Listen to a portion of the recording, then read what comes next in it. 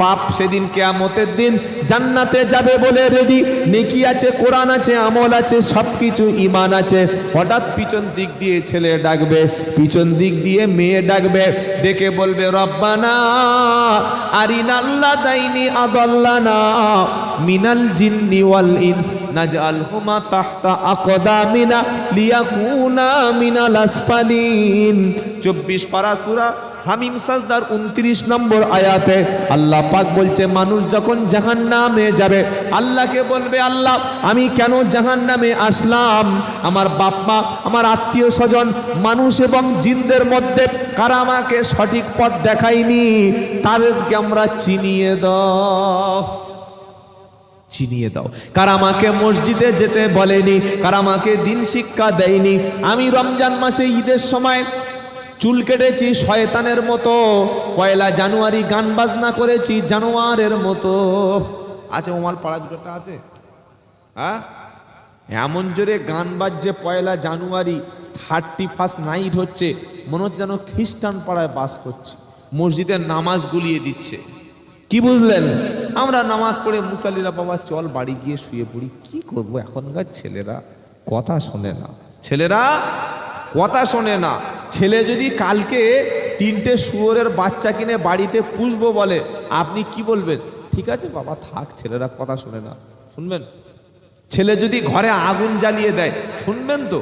তো আপনার ছেলে, আমার ছেলে, আমার পাড়ার ছেলে, মসজিদ কমিটি, ইমাম সাহেব, গ্রামের যে মতওয়াল্লি, গ্রামের যে সেক্রেটারি, পঞ্চায়েতের যে সদস্য, গ্রামের মুরব্বীরা সব কি মুখে একটা করে প্লাস্টিকের কভার পরে বসে আছে? গ্রামে অন্যায় চলবে, গান বাজনা চলবে, সিনেমার আড্ডা চলবে, ফাংশন চলবে, সুদের কারবার চলবে, আর নামাজি মুসলমানরা মুখে একটা করে কুলুপ এঁটে দিয়ে বসে থাকবে। এটা কখনো ঈমানের দাবি হতে পারে না। 57টা মুসলিম দেশ থাকার পরে একটা দেশ অন্তত যদি ইসরায়েলের বিরুদ্ধে, আমেরিকার বিরুদ্ধে, এই 80 লক্ষ ইহুদের বিরুদ্ধে প্রতিবাদ করত, জীবনে সাহস হতো না কখনো ফিলিস্তিনের মুসলমানদের মার খার। আমরা আমাদের নিজের পেট, পকেট, বিবি, বাচ্চা নিয়ে ব্যস্ত আছি। সৌদি আরব এখন ব্যস্ত আছে উমরা নিয়ে। কি নিয়ে? উমরা। তাই পাকিস্তানের শ্রেষ্ঠ আলেম, বর্তমান বিশ্বে যত বড় বড় আলেম আছে তার মধ্যে একজন আলেম হচ্ছে আল্লামা জাস্টিস তাকি উসমানী হাফিজাহুল্লাহ। বলুন সুবহানাল্লাহ। বিশাল বড় আলেম, বিশ্ববিখ্যাত আলেমের মধ্যে একজন আলেম। আমরা আলেম কাদের বলি জানেন? যারা বক্তা, তাই তো? যত বড় বক্তা মনে করি তত বড় আলেম। বক্তা হওয়ার জন্য এখন আর পড়াশোনার দরকার নাই। ভালো একটা হাই কোয়ালিটির টুপি আর সুপার কোয়ালিটির গলা। কি বুঝলেন? বাবারা, ওই জানেরা, আব্বা জানেরা, ও দাদা জানেরা, 3-4 বছর পর দেখবে ডেট আর ফাঁকা নাই, খালি ছুটছে লোক। আল্লাহু আকবার। তো জাস্টিস তাকি উসমানী হাফিজাহুল্লাহ তিনি বলছেন, বর্তমান যুগে দাঁড়িয়ে মুসলমানদের জন্য নফল উমরা করার চাইতে এই টাকাটা ফিলিস্তিনের মুসলমানদের দেওয়াটা বেশি জরুরি। সুবহানাল্লাহ বলতে ইচ্ছা করলো না? তুমি কাবা শরীফে গিয়ে লাব্বাইক আল্লাহুম্মা লাব্বাইক লাব্বাইক লা শারিকা লাকা লাব্বাইক তুমি পড়তে শুরু করেছো, তুমি উমরা করছো, নফল উমরা, বাড়ির পাশে মসজিদে নামাজ হচ্ছে, খবর নাও না। নফল উমরা করতে গিয়েছো, গিয়ে বলছে আমি উমরা হজ করেছি। উমরা কোনোদিন হজ হয়? কথা বলেন। এই উমরা হজ? হজ তো ফরজ আর উমরা হলো নফল। আল্লামা তাকি উসমানী হাফিজাহুল্লাহ বলছেন, বিশ্বের সমস্ত মুসলমানদের উচিত উমরার টাকাটা ব্যয় না করে সেই টাকাটা ফিলিস্তিনের মুসলমানদের দেওয়া। এবছর রমজান মাসের পরে এই হজের মৌসুম শুরু হওয়ার আগে 30-40 লক্ষ মানুষ কাবা শরীফে তওয়াফ করেছে, লক্ষ লক্ষ টাকা খরচ করে উমরা করে এসছে। অথচ আমাদের প্রথম কিবলা, যে কিবলাটা যদি আজকের পরিবর্তন না হতো, আল্লাহ নবী যখন নামাজ ফরজ হয় মদিনায় যাওয়ার পরে নবী কিন্তু কাবা শরীফের দিকে ফিরে নামাজ পড়তেন না। জানা আছে ইতিহাস? কোন দিকে কিবলা ছিল? বাইতুল মাকদাস।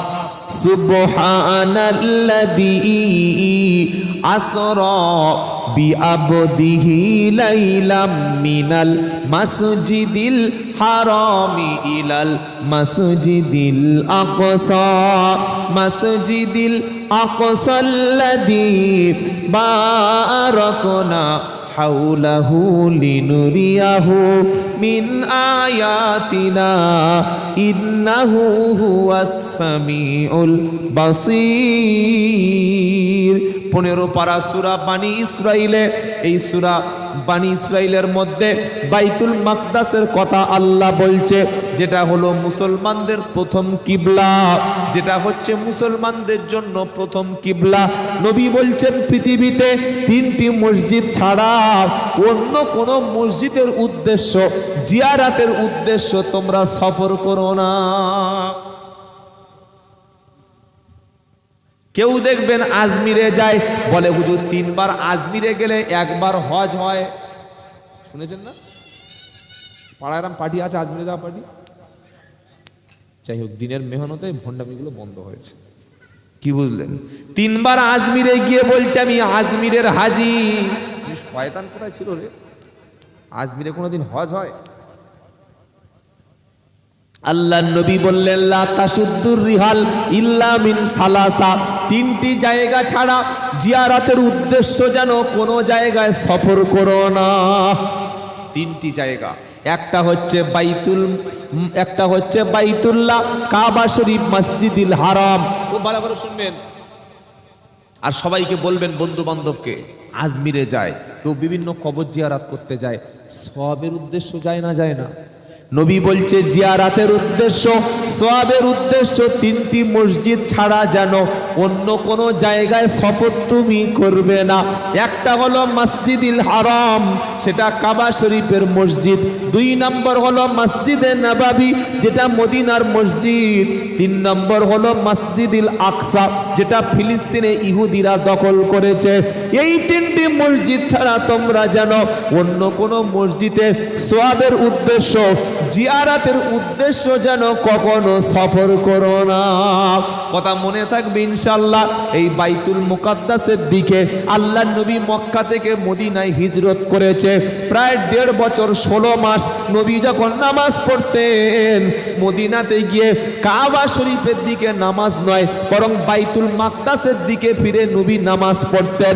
একদিন নবী আসরের নামাজ পড়ছেন, আসরের ফরজ নামাজ করা রাকাত, জোরে বলেন 4 রাকাত। 2 রাকাত নামাজ হয়ে গেছে। নবী আকাশের দিকে বারবার তাকাচ্ছে, আকাশের দিকে তাকাচ্ছে আর বলছে, মনে মনে ভাবছে, রব্বানা বাইতুল মুকাদ্দাসটা আমার কিবলা না হয়ে যদি আমার কিবলাটা কাবা শরীফ বাইতুল্লাহ হতো, আমার জন্য অনেক ভালো হতো। নবী নামাজের মধ্যে বারবার আকাশের দিকে তাকাচ্ছে। নামাজের মধ্যেই জিব্রাইল চলে আসলো, এসে নবীকে শুনিয়ে দিল, কদ নারা তাকাল্লুবা ওয়াজহিকা ফিস সামা ফালানুওয়াল্লিআন্নাকা কিবলাতান তারদাহা ফাওয়াল্লি ওয়াজহাকা শাতরাল মাসজিদিল হারাম। 2 পারা 1 পৃষ্ঠা সূরা বাকারার 144 নম্বর আয়াতে, কদ নারা তাকাল্লুবা ওয়াজহিকা ফিস সামা, আল্লাহ বলছে হাবিব গো, তোমার আকাশের দিকে তাকানোকে আমি আল্লাহ লক্ষ্য করেছি। তুমি চাইছো বাইতুল মুকাদ্দাসটা কিবলা না হয়, যেন বাইতুল্লাহটা কিবলা হলে ভালো হয়। ফাওয়াল্লি ওয়াজহাকা শাতরাল মসজিদিল হারাম, নবী আপনি আর দেরি করতে হবে না, এখনই আপনার মুখটাকে বাইতুল মাকদাসের দিক থেকে নিয়ে আপনি কাবা শরীফের দিকে ফিরিয়ে দিন। মসজিদের নবী সাল্লাল্লাহু আলাইহি সাল্লাম নামাজ পড়ছিলেন, 2 রাকাত নামাজ পড়েছে বাইতুল মাকদাসের দিকে, আর 2 রাকাত নামাজ নবী ওই অবস্থায় ঘুরিয়ে দিয়েছে কাবা শরীফের দিকে। আসরের নামাজের থেকে আল্লাহ নবীকে আল্লাহ কাবাকে পরিবর্তন করে দিল।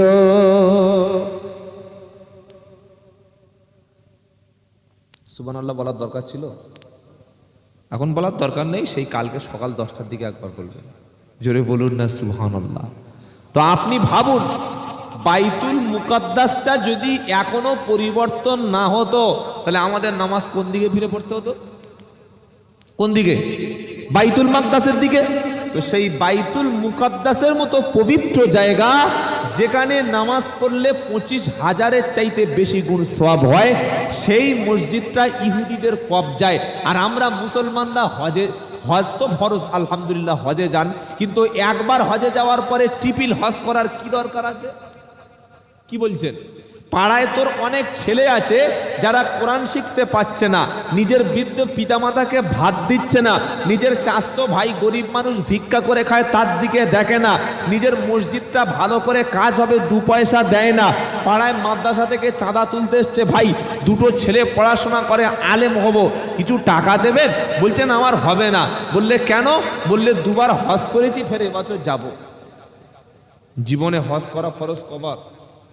জোরে বলেন। একবার। আর একবারের পরে যত হবে নফল। আল্লামা তাকি উসমানী হাফেজাহুল্লাহ তিনি বলছেন যে নফল উমরা, হজ নয়, ভালো করে শুনবেন, ভুলভাল বুঝে বাড়ি চলে যাবেন না। নফল উমরার চাইতে সেই টাকাটা ফিলিস্তিনের মুসলমানদের পাশে দেওয়া এখন উচিত। কজন মানুষ আছে উমরা বাদ দিয়ে ফিলিস্তিনের টাকা দেবে?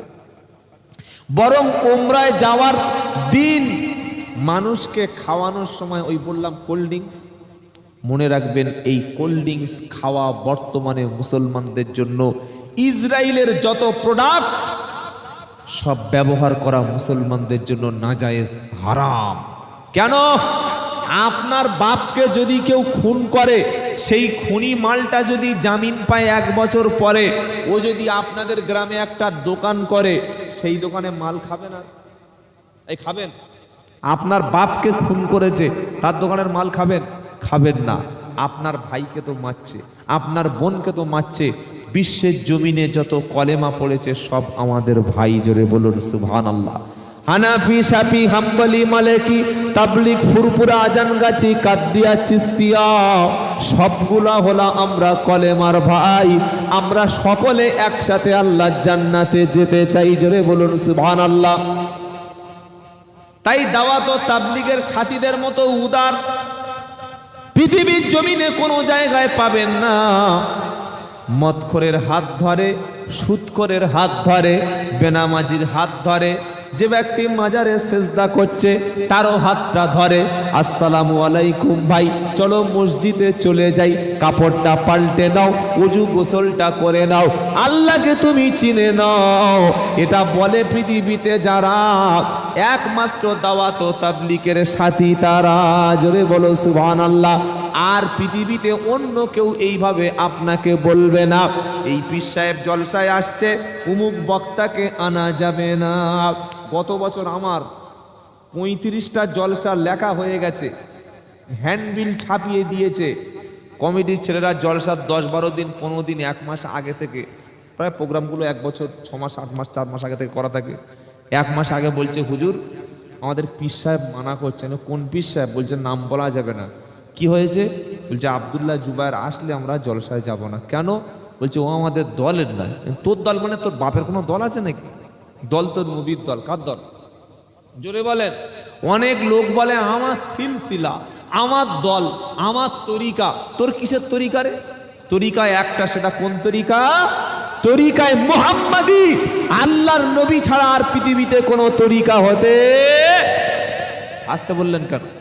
কাদরিয়া, চিশতিয়া, তারপরে নকশবন্দিয়া, মুজাদ্দিদিয়া, তারপরে কত রকমের যে তরিকা বানিয়েছে। ইসরায়েল 2-4টে পরমাণু অস্ত্র আবিষ্কার করছে, তুই ভাই মুসলমান টাকা পয়সা পেয়েছিস, 2-4টে বোম বন্দুক আবিষ্কার কর। দেশের জন্য লড়তে হবে, জাতিকে বাঁচাতে হবে, বিশ্বের মানবতাকে রক্ষা করতে হবে। 2টো পরমাণু অস্ত্র তৈরি কর, 2টো ভালো মেশিন পার্ট তৈরি কর, তা না করে তরিকা আবিষ্কার করে বসে আছে। কি আবিষ্কার করেছে? জোরে বলেন। তরিকার দরকার আছে? তরিকা দিয়ে গেছেন কে? আল্লাহর নবী। কি তরিকা? মা আনা আলাইহি ওয়া আসহাবি। আহা, একটাই তরিকা, সেটা নবীর সুন্নাত। বলুন সুবহানাল্লাহ।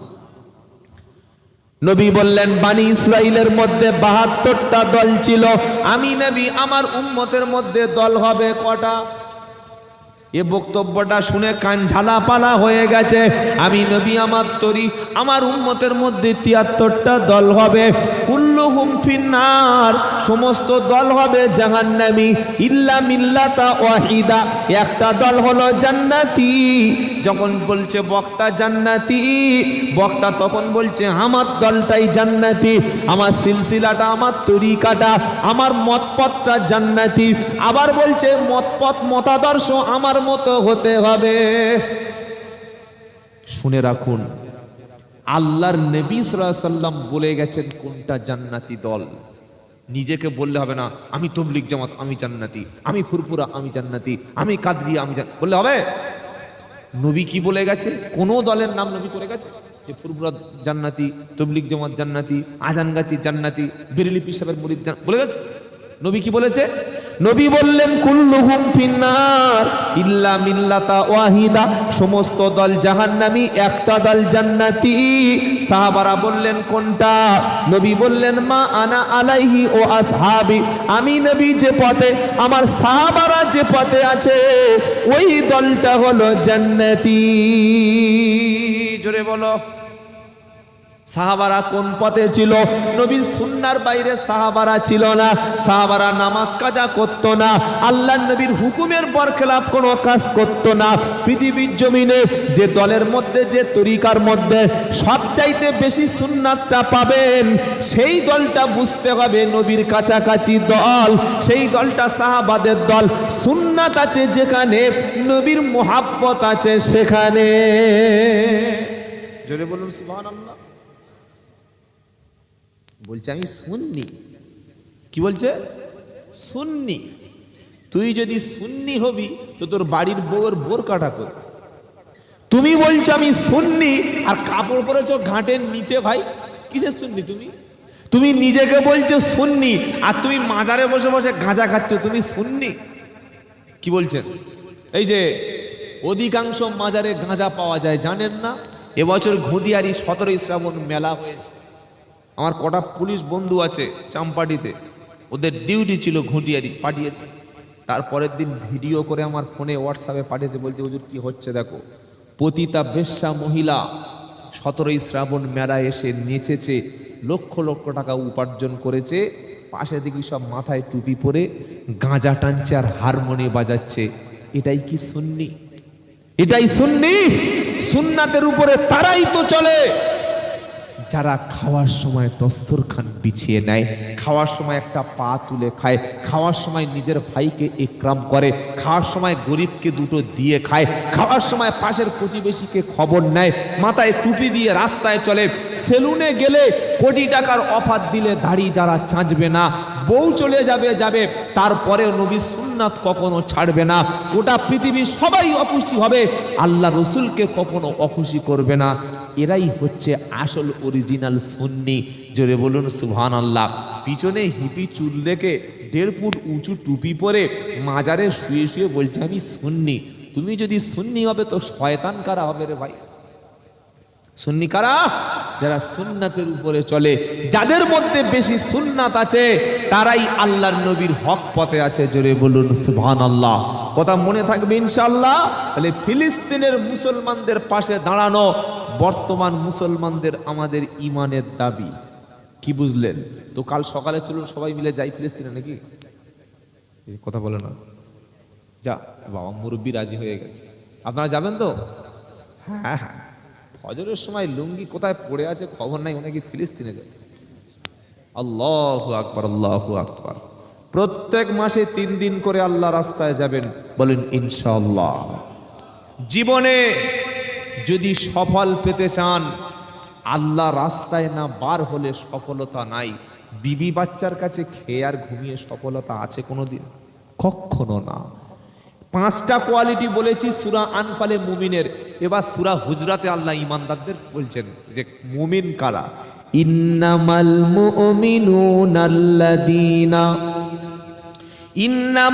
মুমিনুনাল্লাযীনা, আল্লাহ পাক বলছে মুমিন হলো তারা। ইন্নামাল মুমিনুন, খাঁটি মুমিন হচ্ছে তারা যারা নিজের জান এবং মাল আল্লাহ রাস্তায় ব্যয় করে। আর যে ব্যক্তি আল্লাহর জানমাল ব্যয় করার সাথে সাথে, নিজের জানমাল দেওয়ার সাথে সাথে আল্লাহর উপরে পরিপূর্ণ ভরসা করে, ইমানের দাবিতে ওরাই হলো প্রকৃত সত্যবাদী। জোরে বলুন সুবহানাল্লাহ। আল্লাহ প্রথমে চেয়েছে মাল, তারপরে চেয়েছে জান। আমরা কি বলি, হুজুর আমরা আগে জান দেব, রাজি আছি। না না না, অত বোকামি করলে কিন্তু হবে না। আল্লাহ পাক প্রথমে চেয়েছে মাল, পরে চেয়েছে জান। সাহাবারা প্রথমে দিয়েছে মাল, পরে দিয়েছে জান। আমরা বলি হুজুর চলুন ফিলিস্তিনে যাব, হুজুর চলুন কোথায় লড়াই হচ্ছে সেখানে যাব, কিন্তু মাল দেওয়ার সময় আর কাউকে খুঁজে পাওয়া যাবে না। আল্লাহ বলছে বান্দা আমি এমন একটা ব্যবসার কথা তোমাকে বলবো, যে ব্যবসা তোমাকে ওই কঠিন জাহান্নাম থেকে বাঁচাবে। কি ব্যবসা? ইয়া আইয়ুহাল্লাযীনা আমানু হাল আদুল্লুকুম আলা তিজারাতিন তুনজিকুম মিন আযাবিন আলীম তু'মিনুনা বিল্লাহি ওয়া রাসূলিহি ওয়া তুজাহিদুনা ফি সাবিলিল্লাহি বিআমওয়ালিকুম ওয়া আনফুসিকুম যালিকুম খায়রুল লাকুম ইন কুনতুম তা'লামুন। কটা বাজে আগে দেখে নি, 11:30।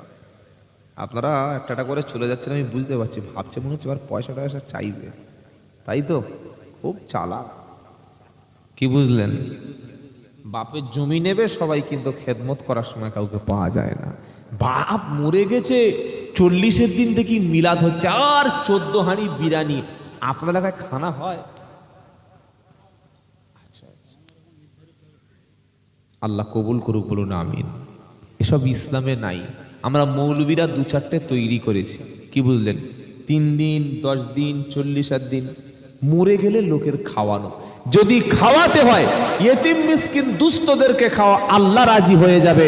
জোরে বলুন না সুবহানাল্লাহ।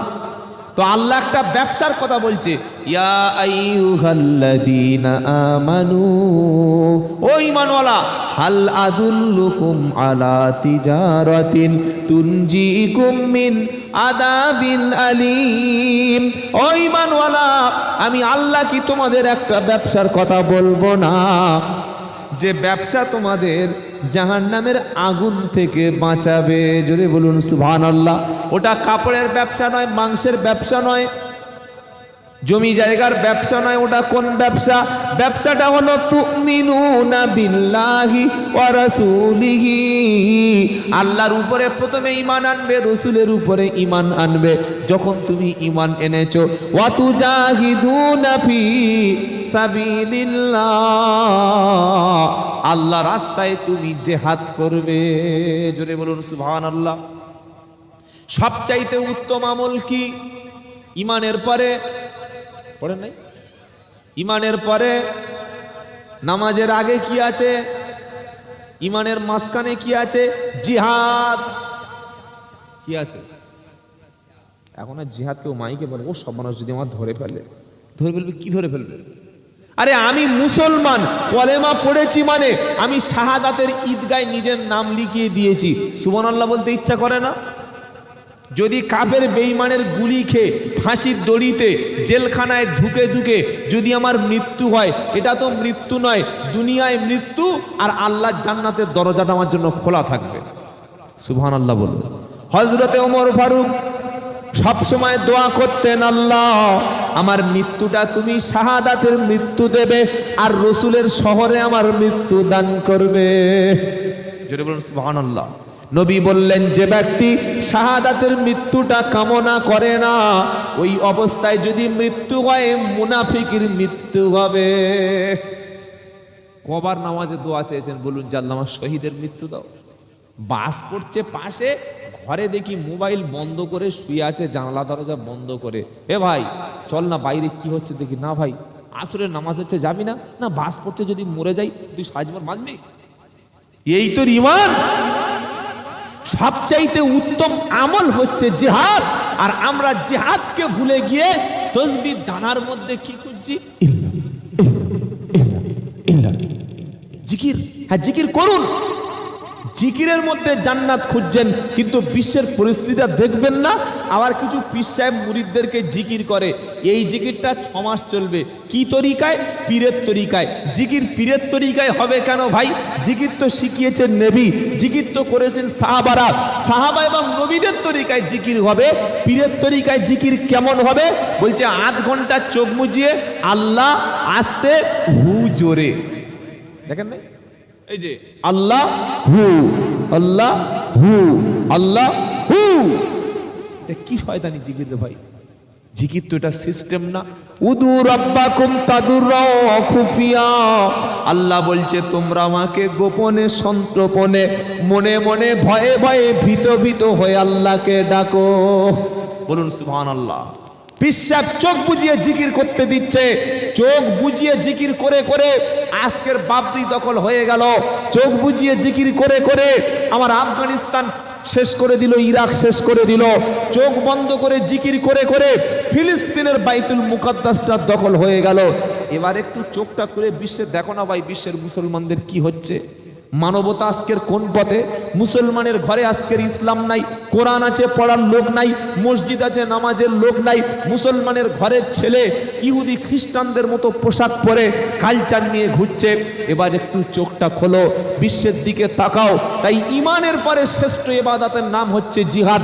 জিহাদ মানে অমুসলিমদের উপরে অত্যাচার নয়, জিহাদ মানে মারামারি কাটাকাটি নয়, জিহাদ মানে তরবারি ছুরি নিয়ে শত্রু দেখতে পেলে, কাফের দেখতে পেলে লড়াই করো, এর নাম হচ্ছে জিহাদ নয়। সবচাইতে বড় জিহাদটা ছিল নিজের নফসের বিরুদ্ধে জিহাদ। কার বিরুদ্ধে? জোরে বলো। আমাদের মনের মধ্যে একটা শয়তান বাঁধা আছে, এই শয়তানটাকে কন্ট্রোল না করতে পারলে কখনো আপনি জীবনে জয়ী হতে পারবেন না। নফসের বিরুদ্ধে জিহাদ করাটাই সবচাইতে বড় জিহাদ। আর নফসকে যারা কন্ট্রোল করতে পারবে তারা জান্নাতি। জোরে বলুন সুবহানাল্লাহ, জোরে বলুন সুবহানাল্লাহ। কোথায় লেখা আছে? ও আম্মা মান খাফা মাকামা রাব্বিহি ওয়া নাহান নাফসা আনিল হাওয়া ফাইন্নাল জান্নাতা হিয়াল মাআওয়া।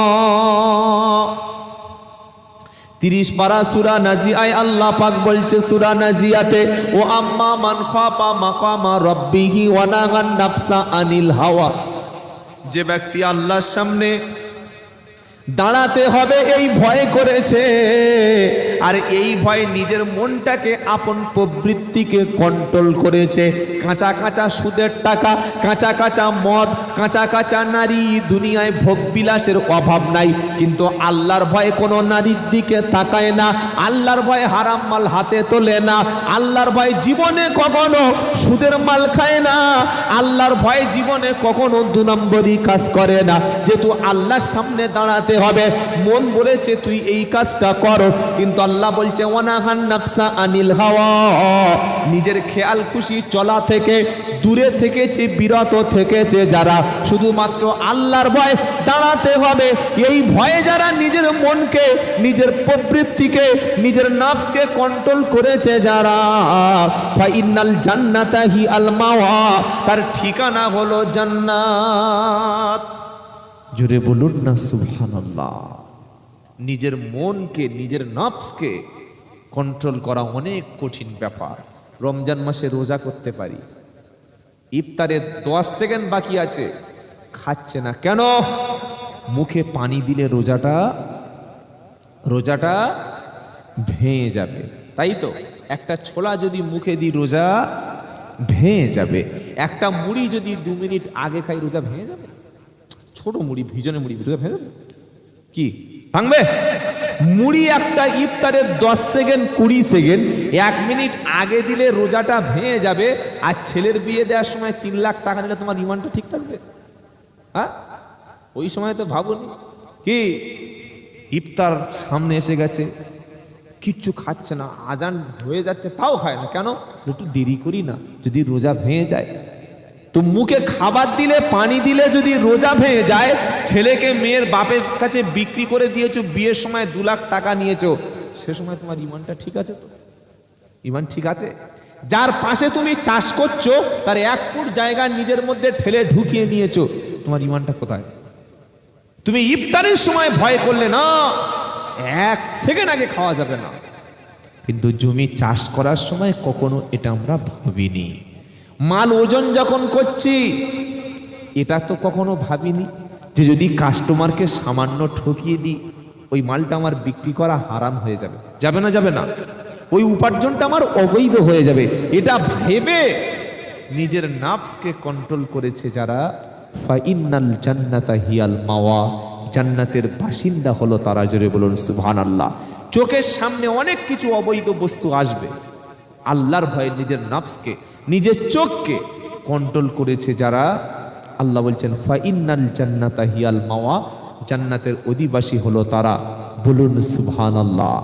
নাফসের বিরুদ্ধে জিহাদ সবচাইতে বড় জিহাদ, ইনশাআল্লাহ ইনশাআল্লাহ। বাবাজিরা, আল্লাহওয়ালা ভাইয়েরা, আল্লাহ আমাদের সবাইকে যেন আমাদের মনটাকে কন্ট্রোল করার তৌফিক দান করেন, বলুন আমিন।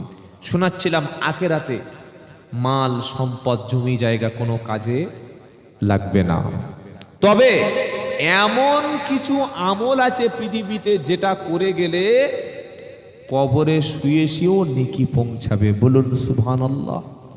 3টি আমল আছে। কটা? যদি বলেন। হাদিস মুসলিম শরীফের, হযরত আবু হুরায়রা বলছেন, ইদা মাতাল ইনসান ইনকাতা আনহু আমালুহু ইল্লা মিন সালাসা। মানুষ যখন মারা যাবে, আদমের সন্তান যখন মারা যাবে, সেদিন থেকে সমস্ত আমল সব দরজা বন্ধ হবে, কেবলমাত্র 3টি দরজা তার জন্য খোলা থাকবে। একটা হলো সদকায়ে জারিয়া, একটা কি? মসজিদ, মাদ্রাসা, খানকা, ইতিমখানা এগুলো করে দেওয়া। আল্লাহ যাকে ভালোবাসে তার টাকা আল্লাহর কাজে লাগে। পৃথিবীতে কোটি কোটি টাকা সম্পত্তির মালিক আছে, জীবনে কখনো 1 টাকা দিনের রাস্তায় ব্যয় করে না। মরার পরে দেখবে সাদা কাপড় পরে নিয়ে যাচ্ছে টেনে গোরস্থানে, 1টা টাকা ওরার কোনো কাজে সেই সময় লাগে না। নবী বলল, মানুষ যখন মারা যাবে সব আমল তার বন্ধ হবে, কোনো আমল সেদিন কাজে লাগবে না। আর মৃত্যুর সময় আফসোস করবে আর বলবে, ও আনফিকু মিম্মা রাযাকনাকুম মিন ক্বাবলি আইয়াতিয়া আহাদাকুমুল মাউতু